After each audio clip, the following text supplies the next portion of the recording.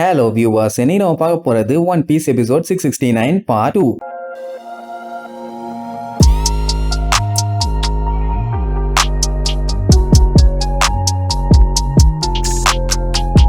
Open பண்ணா போன பாட்டுல இந்த நேவி ஆளுக புது வெப்பனை யூஸ் பண்றேன்னு சொல்லி பிராங்கியை சுட்டு கடைசியில தகன்னு பத்திக்கிட்டு எரிஞ்சது இல்ல. அவன் என்னடானா கண்ணா பின்னான்னு கதறுவான், ஐயோ என்னால முடியலையேன்னு. நேவி ஆளு எல்லாத்துக்குமே பயங்கர ஹாப்பியா நம்ம சாதிச்சிட்டோம், அவ்வளவுதான், பிராங்கியோட நிலைமை இதோட முடிஞ்சது அப்படி இப்படின்னு சந்தோஷமா கூடுவானுங்க. என்னதான் அவனோட பாடி ஸ்டீலா இருந்தாலும் நெருப்பு அவனால தாங்கிக்க முடியல. ஐயோ பாவன்னு அந்த பேபி ஃபேஸ் எல்லாம் கிண்டல் பண்ணுவான். அந்த டைம் பிராங்கி ஐயோ என்னால நெருப்ப தாங்க முடியலையே, நான் கீழே விழுந்துட்டேன் செத்துட்டேன்னு சொல்லி அப்படியே பொத்துன்னு விழுவானா. சரி சோழி முடிஞ்சுன்னு பார்த்தா பொசுக்குன்னு இழிச்சாமேனிக்கு எந்திரிச்சு முடியலையே நான் சாகலையேம்மா. நேவி ஆளுக கண்ணெல்லாம் பிதுங்கி வெளியில வந்துடும். என்னங்கடா சோழி முடிஞ்சு செத்துட்டான்னு பார்த்தா பொசுக்குன்னு எந்திரிச்சு நிக்கிறானேன்னு. ஏண்டா பெரிய பெரிய மிசைல்ஸ் புல்லட்ஸ் எல்லாத்தையுமே என் பாடி தாங்கும் போது இந்த நெருப்ப தாங்காதாடா? சின்ன குழந்தைங்க மாதிரி டாய்ஸை யூஸ் பண்ணி எல்லாம் அட்டாக் பண்றீங்க, உங்களுக்கு வேற வெப்பனே கிடைக்கலையா? இதுல வேற மாசான வெப்பன் லூசான வெப்பன் பில்டப். எப்பவுமே நீங்க என்ன வெப்பனை யூஸ் பண்ணாலும் நான் தான் சூப்பர் அப்படின்ட்டு வழக்கம் போல போஸ்ட் கொடுப்பான். அந்த நெருப்பெல்லாம் அணைஞ்சு போயிடும். உடனே நேவி ஆளுங்க அத்தனை பேரும் டேமிட் இவனை என்ன பண்ணலான்னு ஒரே கன்ஃபியூஷன்ல இருப்பானுங்க. அப்ப பிராங்கி அவனுங்களை பத்தி கவலைப்படாம என் மண்டை முடியெல்லாம் களைஞ்சு போச்சு நான் என்ன பண்ணுவேன்னு மூக்க ஒரு அமுக்குவான். மண்டை ஸ்டாரா மாறும். இது நல்லா இல்ல, அடுத்துன்னு ஒவ்வொரு டிசைனா மாத்தி மறுபடியும் அந்த பீரங்கி மாதிரியே கொண்டு வந்து வைப்பான். ஏண்டா எங்களை எல்லாம் பார்த்தா நோக்கி எப்படி தெரியுது, விளையாட்டு பண்ணிட்டு இருக்கேன்னு கடுப்புல கேட்பானுங்க. தாம்பே நான் என்ன காஞ்சூரிங் பேய் மாதிரி என்ன ஹைட் அண்ட் சீக்கா விளையாண்டுட்டு இருக்கேன், நீங்க ஆசைப்பட்ட மாதிரி சண்டை தான் போட போறேன், வாங்க ஒரு பெரிய பார்ட்டியே கொண்டாடலாமா? இதுக்கப்புறம் எல்லாம் வேலைக்கே ஆகாது, இவனை மொத்தமா காலி பண்ண வேண்டியதாங்க. கையில இருக்க எல்லா கன்னை வச்சும் கண்ணா பின்னான்னு சுடுவானுங்க. அந்த இடமே அப்படியே பளீர்னு லைட் தெரியும். ஏன்னா அந்த அளவுக்கு கொடூரமா சுட்டுட்டு இருக்கானுங்க. இதையெல்லாம் பார்த்து அந்த சீனியர் பிங்க் என்ஜாய் பண்ணிட்டு இருப்பான். அப்படியே அங்க கட் பண்ணி நம்ம உசோப்போட டீமை காட்டுறாங்க. அவங்க எப்படியும் அண்டர் கிரவுண்ட்ல இருக்க ட்ரேட் போர்ட்டுக்கு போய் சேர்ந்துட்டாங்க. இப்ப அந்த வில்லப்பள்ளியோட ட்ரெஸ்ஸையும் மாத்திட்டதுனால ஈஸியா இவங்களால எங்க வேணாலும் போக முடியும். அப்ப அங்க ஒரு இடத்த காட்டுறாங்க. அங்க இருந்து தான் டாய்ஸுங்க ஒன்னொன்னா வந்துகிட்டு இருக்குது. லியோ உடனே அப்படின்னா சுகர் எக்ஸிகியூட்டிவ் டவர்ல தான் இருப்பா. நம்ம போய் அவளை படுக்க போட்டு வாயிலேயே பொங்குன்னு 4 வச்சா சரியா போயிரும். உசோப்புக்கு ஒரு டவுட் என்னன்னா சென்டர் பில்டிங்ல இருந்து டென்டகல்ஸ் மாதிரி பெரிய பெரிய பைப்புங்க எல்லாம் மேல போகுது. அது என்ன ஏதுன்னு கேட்பான். ஆக்சுவலா நடுவுல மேல போற பைப்பு எக்ஸ்க்ளூசிவான ஒரு லிஃப்ட், அதுல எக்ஸிகியூட்டிவ்ஸ் மட்டும் தான் வந்துட்டு போவாங்க. அதே நேரம் சிவப்பு கலர்ல பெரிய பெரிய பைப்புகள் எல்லாம் போகுதுங்கல்ல, வெளியில இருக்க கண்ட்ரில அங்கங்க கனெக்ட் ஆயிருக்கும். அந்த இடத்தோட பேரு தான் ஸ்கிராப். அதுல அவங்களை எதிர்த்த ஆளுங்க இல்ல ஏதாச்சும் உடஞ்சு போன டாய்ஸுங்கன்னு உள்ள தூக்கி போடுவானுங்க. அவங்க நேரா அந்த பைப் வழியா ஜங்க்யார்டுக்கு போய் சேர்ந்துருவாங்க. அது பார்த்தா எக்ஸிகியூட்டிவ் டவருக்கு கீழே தான் இருக்குது. அப்படின்னா மொத்த வேர்த்தையும் ஒரே இடத்துல தான் குப்பை கடங்கா சேர்த்து வச்சுட்டு இருக்கான். இதெல்லாம் கேட்கும் போதே உசோப்புக்கு பயங்கரமா பீதியாகும். அப்ப அந்த டைம் அந்த பைப்புக்குள்ள யாரையோ தள்ளி விட்டாங்க போல. ஹெல்ப் பண்ணுங்கன்னு கத்திட்டே உள்ள விழுவாங்க. அப்படியே கட் பண்ணி அந்த கேவண்டிஷ காட்டுறாங்க. அவனுக்கு ட்ரீட்மெண்ட் கொடுக்குறேன்னு சொல்லி அவனையுமே படுக்க போட்டு லாக் பண்ணியாச்சு. அவன் சுத்தி முத்தி பாப்பான், அவனால அசையவே முடியல. ஆமா என்ன நடந்துச்சுன்னு யோசிச்சு பாப்பான். அவனை ட்ரீட்மெண்ட்னு சொல்லி படுக்க போட்டு உங்களை கம்ப்ளீட்டா செக் பண்ண போறோம் பானுங்க. அட விளக்கண்ணைகளா, நான் நல்லா ஹெல்த்தியா தான்டா இருக்கேன், வரும்போது கூட நல்லா ஜாலியா ஓடி தான் வந்தேன், நேக்கு இதெல்லாம் தேவையில்லைம்பா. அப்படின்னா ஓகேன்னு சொல்லி லிவர் எழுப்பானுங்க. டோர் ஓபன் ஆகும், பேன்னு கீழே விழுவான். அதுவும் எங்க அந்த குப்பை கணங்களா தான். அதுக்கப்புறம் அந்த கிளே மாதிரி ஒண்ணு வந்து அலேக்கா அவனை பிடிக்கும், மேல தூக்கும். அதுக்கப்புறம் தான் இங்க வந்து உட்கார்ந்துட்டு இருக்கான். காலு கையெல்லாம் அசைக்க முடியல, ஸ்லைம் மாதிரி நல்லா சக்குன்னு பிடிச்சிக்கிச்சு.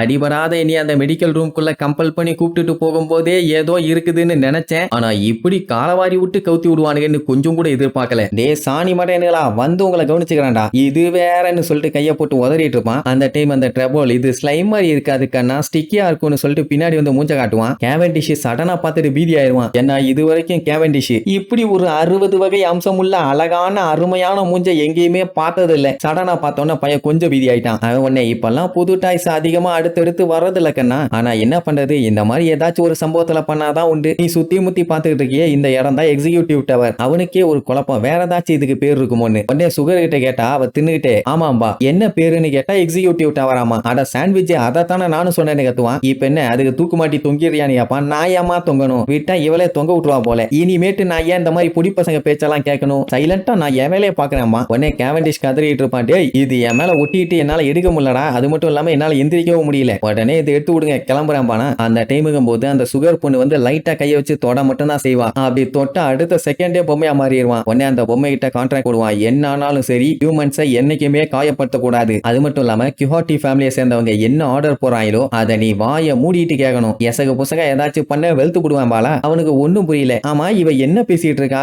என் பாடி என்ன கொஞ்சம் கரடு முரடா இருக்குன்னு அப்படியே சுத்தி முத்தி பாப்பான். அதுக்கப்புறம் தான் தெரியுது பையன் பொம்மையா மாறிட்டான்னு. உடனே ட்ரபோல் என்னடா வெட்டித்தனமா பேசிட்டு இருக்க, போய் வேலையை பாருமானா. ஆமா ஏன் என்னால ஒழுங்கா பேச முடியல, ஏதோ ஆயிருச்சேன்னு புலம்புவான். உடனே அந்த குட்டி பொண்ணு ஃபேமிலி ஆளுக என்ன சொன்னாலும் கேட்கணும், அதுதான் கான்ட்ராக்ட், மீறினே ரத்தங்க கீச்சாவேங்கிற மாதிரி சொல்லுவாளா. அவனுக்கே லைட்டா பீதியாவும். இப்ப அவன் இருக்க நிலைமையில இவன் யாரு என்னன்னு சொல்லி யாராலையுமே கண்டுபிடிக்க முடியாது. நீ என்ன பண்றேன்னா இதுக்கப்புறமா போய் டோஃப்ளமிங்கோக்கு கீழே வேலை பாக்குற, அவருக்காண்டியே சண்டை போட்டு காலம் பூரா அவர் காலடியிலேயே விழுந்து சாகணும், இல்லன்னா பிச்சு போடுவேன் பிச்சுன்னு சொல்லி அனுப்பி வைப்பான். ஏன்னாதான் மைண்டுக்கு மேட்டர் என்னன்னு தெரிஞ்சாலும் அவன் பாடி அதை ஏத்துக்கல. அது பாட்டுக்கு அவன் சொன்னதை கேட்டு நடந்து போய்கிட்டே இருக்கும். கடைசியில கேவண்டிஷோட நிலைமையை இப்படி ஆயிட்டாங்களா. வெளியில வந்த உடனே என்ன தம்பி நியூ கமரா, சரி ரைட்டு வா நான் உன்னைய வேலைக்கு கூட்டு போறேன்னு அங்க ஒரு இடத்துல கொண்டு போய் விடுவான். அங்க இருக்க டாய்ஸ் எல்லாமே போட்டி போட்டியா தூக்கிட்டு போவாங்க. இங்கதான் இவன் வேலை பார்க்கணும். கேவண்டிஷ்க்கு ஒண்ணும் புரியல. அடே நான் பைரட்டடா, என்ன போய் மூட தூக்க விடுறீங்க, ஒருவேளை கனவுல இருக்கனா, எந்திரிச்சா சரியாயிருமான நம்பிக்கையில இருக்கும் போதே பெட்டியை தூக்கிட்டு வருவானுங்க. இவனும் கூட சேர்ந்து தூக்கிட்டு போயிருவான். அவனோட மைண்டுக்குள்ள அவன் இந்த வேலையை பார்க்க கூடாதுன்னு அவனுக்கே நல்லா தெரியுது. ஆனா அவனோட பாடி பெர்மிஷன் இல்லாம அது பாட்டுக்கு வேலை செய்யுது. ஐ மீன் பொம்மை பாடி. இப்படி இவன் மட்டுமா உள்ளுக்குள்ள புலம்பிட்டு இருக்கான். அங்க வேலை பார்த்துக்கிட்டு இருக்க அத்தனை பொம்மைக்குள்ள இருக்க ஆளுகளும் கதறி தள்ளிட்டு இருப்பானுங்க. ஏன்னா என்ன பண்ணாலும் சரி ஒண்ணுமே வேலைக்காகல. அவங்க சொன்ன வேலையை கேப் விடாம முக்குன்னு முக்கி பண்ணிட்டே தான் இருப்பாங்க. அந்த டைம் அந்த ஹேக் பையன் இங்க அண்டர் கிரவுண்ட் இருக்கத பார்த்துட்டு அசந்துருவான். ஏன்னா இப்படி ஒண்ணு இருக்குன்னு சொல்லி அவன் எதிர்பார்க்கவே இல்லை. இவன் அந்த கோலா புள்ளிக்கு வேற கால் பண்ணும். ஏன்னா இவனுக்காண்டி அவங்க வெயிட் பண்ணிட்டு இருக்கா. ஆனா பாடி தான் இவனுக்கு சொல்றது எதையுமே கேட்க மாட்டேங்குது. அதே நேரம் அந்த கிங் ஒரு சைடு கதறிட்டு இருப்பான். கொய்யா அலைகளா கடைசி வரைக்கும் எப்படா நாங்க பொம்மையாவே இருக்கிறது,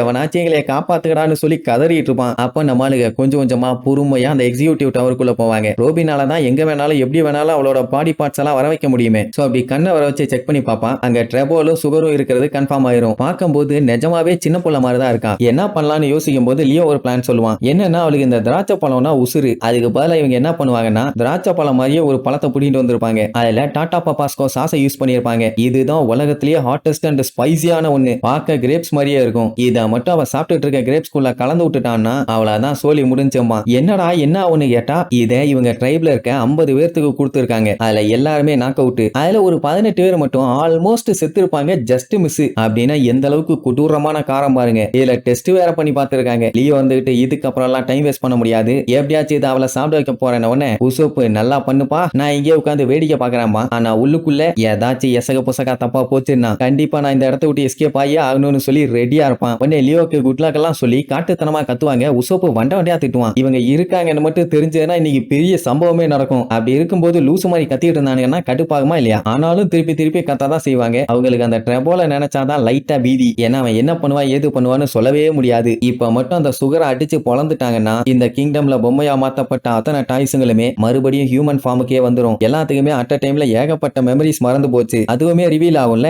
இது டோஃப்ளமிங்கோக்கே பெரிய ஆப்பு. அவனோட உண்மையான ரூபம் இதுக்கப்புறம் தான் வெளியவே வரப்போகுது. மகனே செத்தடா, நான் என் ஃப்ரெண்ட்ஸ் எல்லாத்தையுமே காப்பாத்த போறேன்னு பயங்கரமா டைலாக் அடிப்பானா. அவன் அப்படி பில்டப் பண்ண உடனே சுத்தி இருக்க அத்தனை பேருமே காட்டுத்தனமா கத்துவாங்க. உசோப்பு செத்த நேரம் கொஞ்சம் வாயை மூடுகடா, நீங்க கத்தியே காட்டி கொடுத்துருவீங்க போலன்னு புலம்புவான். ஏன்னா இவங்க எல்லாம் சின்ன சைஸ்ல இருக்காங்க, அங்கன்னு போய் ஒழிச்சுக்கலாம். ஆனா நம்ம ஆளுக்கு அப்படியா, மாட்டுனா சிங்கிதான். ஆனாலுமே அவங்க விடல. ரிக்கு கிங்டம் எப்படியாச்சும் நம்ம காப்பாத்தியே தீரணும்னு சொல்லி மொத்தமா கத்திட்டு இருப்பாங்க. உசோப்பு வழக்கம் போல பச்சையா திட்டுவான். அவ்வளவுதான். நெக்ஸ்ட் எபிசோட்ல மீட் பண்ணலாம். டாடா.